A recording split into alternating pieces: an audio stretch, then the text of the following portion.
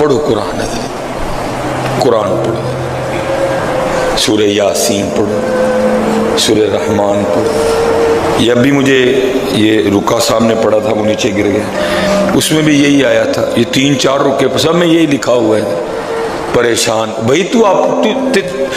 تیری پریشانی کی وجہ بھی تو ہی ہے، تیرے گھر میں تیری پریشانی کا حل پڑا ہوا ہے، تیرے گھر میں تیری پریشانی کی دوا پڑی ہے، تم نے کبھی اس کو کھول کے دیکھا ہی؟ قرآن کلام اللہ کا کلام تو حضور نبی علیہ السلام کے قلب مبارک پہ اترا، تیرے گھر میں ہے، اس کو چھونا عبادت، اس کو دیکھنا عبادت، اور اس کو تلاوت کرنا بھی عبادت ہے، اس کو سننا بھی عبادت ہے۔